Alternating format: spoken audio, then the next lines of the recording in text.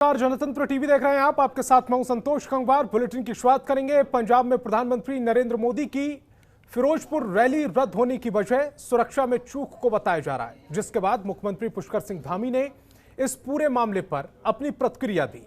CM Dhami ने कहा कि कोई भी सरकार देश के प्रधानमंत्री की सुरक्षा में इतनी बड़ी चूक कर सकती है, यह देश के लिए बड़ी शर्म की बात है। और जिस प्रकार से पंजाब के सीएम ने किसी का फोन नहीं उठाया, इस रवैये से पूरा उत्तराखंड निंदा करता है।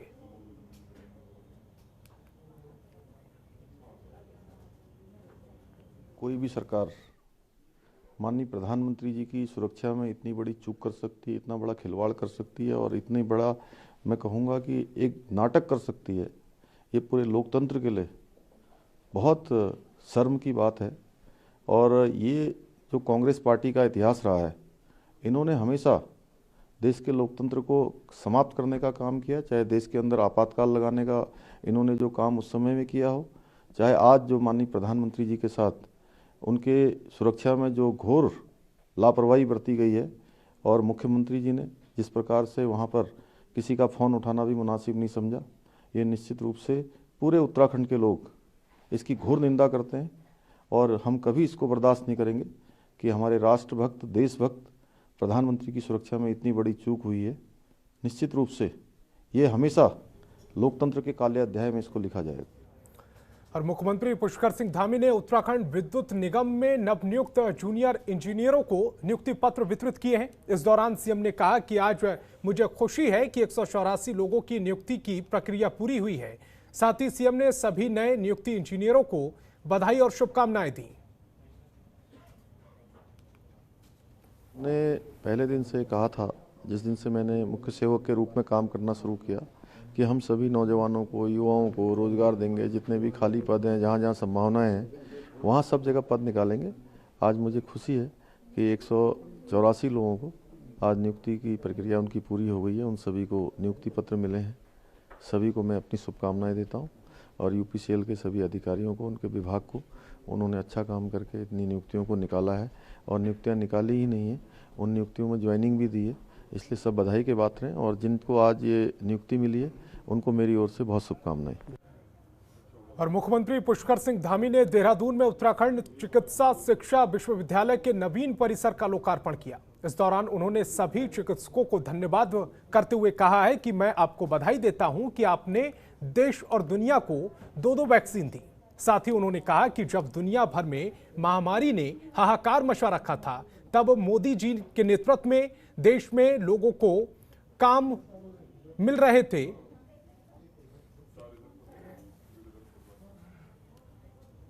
एक तरफ दुनिया के देश जहां महामारी ला रहे थे, वहीं आप सबके प्रयासों से, आप सबके अनुसंधानों से हमको दो वैक्सीनें मिली। दो वैक्सीन हमको मिली। और वो वैक्सीन हमारे देश में तो लगी, देश के साथ साथ पूरी दुनिया को भी ये वैक्सीन देने का काम हमारे देश ने किया। आज ये कोई राजनीतिक मंच नहीं है, ये तो हमारी जो समाज की क्रीम है, हमारे जो बुद्धिजीवी हैं, चिकित्सा के क्षेत्र में, शिक्षा के क्षेत्र में, समाज के क्षेत्र में काम करने वाले, मैं देख रहा हूँ जितने भी लोग हैं, ये सारे लोग अपने अपने क्षेत्रों के प्रतिनिधित्व करने वाले लोग हैं। आज लोग कभी कहते हैं महंगाई बढ़ रही है, कभी कहते हैं कोई और प्रश्न खड़ा करते हैं। आप दूसरी तरफ देखिए कि इतनी बड़ी महामारी, दुनिया की महामारी हमारे देश के अंदर भी चली। दुनिया का सबसे बड़ा वैक्सीनेशन कहीं पर हुआ तो हिंदुस्तान के अंदर हुआ। दुनिया के अंदर अगर सबसे ज्यादा एस्टेब्लिशमेंट कहीं हुआ होगा इन दिनों में, इन 1.5 सालों में, पौने 2 सालों में, तो आपके देश हिंदुस्तान में होगा। और बुलीबाई ऐप मामले में मुंबई पुलिस ने उत्तराखंड के पौड़ी जिले के कोटद्वार पहुंचकर मंगलवार देर रात एक युवक को गिरफ्तार किया। कोटद्वार के नींबू चौड़ इलाके से युवक को गिरफ्तार किया गया है। आपको बता दें कि आरोपी युवक, जिसका नाम मयंक रावत, उम्र 21 साल है, दिल्ली के एक कॉलेज में पढ़ाई करता था और इन दिनों छुट्टी पर घर गया हुआ था, जिसको मुंबई साइबर सेल टीम ने गिरफ्तार कर रिमांड पर लिया है। से हमने श्वेता सिंह, नाम के आरोपी को, जो 18 साल की लड़की है, उसको हमने अरेस्ट किया है और उसका 5 दिन का ट्रांजिट रिमांड हमें मिला है। विशाल झा, इसका 7 दिन का पुलिस कस्टडी हमें मिला है। हमने उत्तराखंड से आज ही अरेस्ट किया है मयांक रावत नाम का, उसका भी ट्रांजिट रिमांड लेके हम उसको यहाँ पे लाएंगे। और उत्तराखंड में ठंड ने दस्तक देनी शुरू कर दी है। जहां पहाड़ी इलाकों में बर्फबारी शुरू हो चुकी है, वहीं मैदानी इलाकों में भी मौसम ने करवट बदलना शुरू कर दिया है। उत्तराखंड के तमाम हिस्सों में बर्फबारी के कारण उच्च पर्वतीय क्षेत्रों में कई फीट तक बर्फ जम गई है।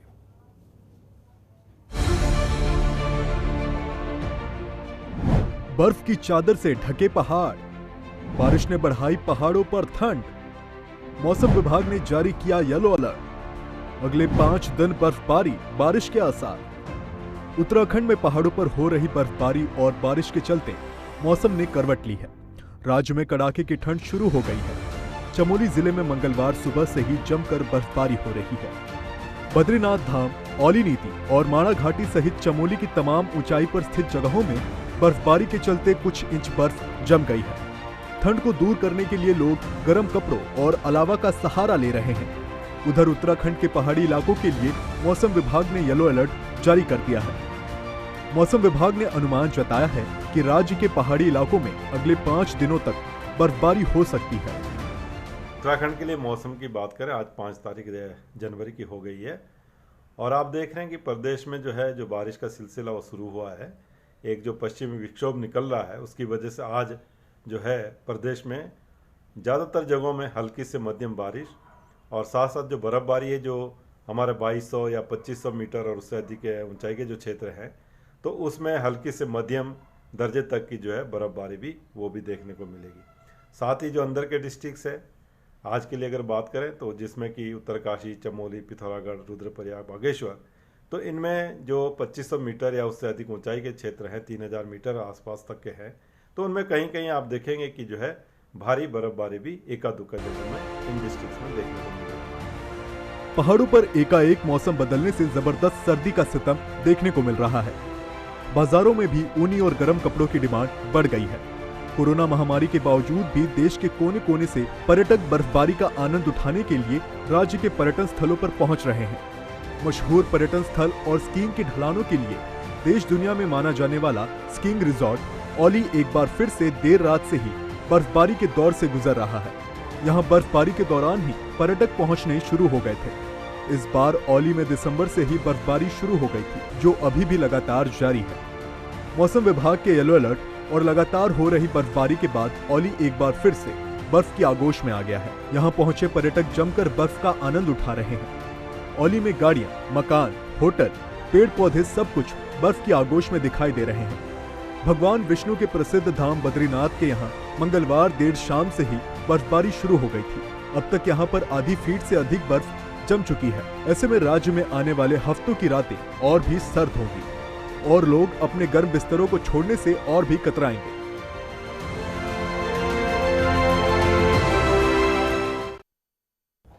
और पौड़ी जिले के चौबट्टा खाल में कांग्रेस पार्टी की जनसभा का आयोजन किया गया, जिसमें पूर्व सीएम हरीश रावत ने बीजेपी की धामी सरकार पर जमकर निशाना साधा और केंद्र और राज्य सरकार की सभी नीतियों को विफल बताया है।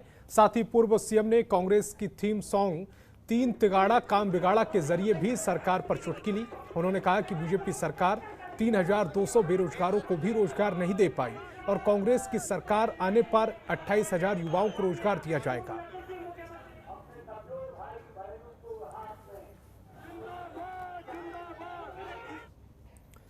राज्य के पर्वतीय इलाकों को हवाई यातायात को बढ़ाने के लिए धामी सरकार ने प्रदेश को हेली सेवा से जोड़ने का फैसला लिया है, जिसके लिए अल्मोड़ा के टाटिक में बने हेलीपैड का विस्तार किया जा रहा है। सरकार ने इसके लिए 3 करोड़ 71 लाख का बजट प्रदान किया है और जल्द ही इसका निर्माण होगा। इसकी जानकारी देते हुए विधानसभा उपाध्यक्ष रघुनाथ सिंह चौहान ने बताया कि टाकिज का हेलीपैड छोटा हो गया था, जिसको अब बढ़ाया जा रहा है और इसके बनने से क्षेत्र में पर्यटन व्यवसाय बढ़ेगा, जो अल्मोड़ा के लिए एक बड़ी उपलब्धि होगा। का गांव है, आपने देखा होगा हेलीपैड बना है। यहाँ पर हेलीपैड छोटा हो गया है। हमारी सरकार हेली सेवाओं को प्रमोट कर रही है। हेली सेवाएं आगे बढ़े, बाहर का पर्यटक यहाँ हेली सेवा से आए, हम यहाँ को जाने के लिए तैयार होंगे और यहाँ से भी हमारा नज़दीक बढ़ेगा। बहुत सस्ता उसमें हमारी किराया है। तो इसको 3,71,00,000 रुपया इस हेलीपैड के लिए हमारा आ चुका है, टेंडर हो चुके हैं, विस्तार इसका हो रहा है। बहुत अच्छा हेलीपैड यहाँ पर बनेगा तो इससे भी हमारा व्यवसाय बढ़ेगा, हमारा रोजगार बनेगा, पर्यटक यहाँ आएंगे।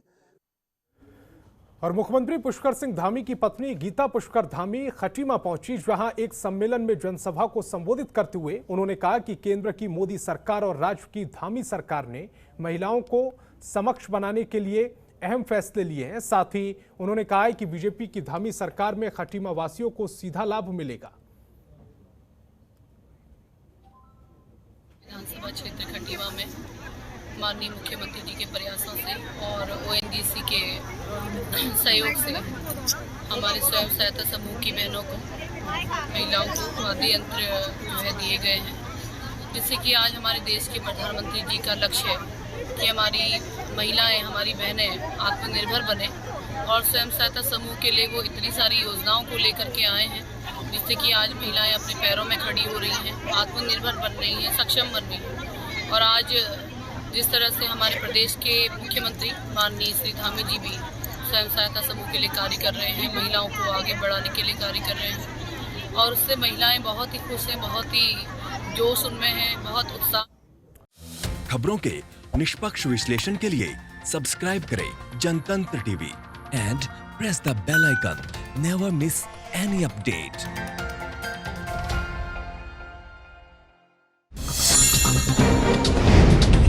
डाउनलोड कीजिए जनतंत्र टीवी ऐप को, जो कि अवेलेबल है गूगल प्ले और ऐप स्टोर पर।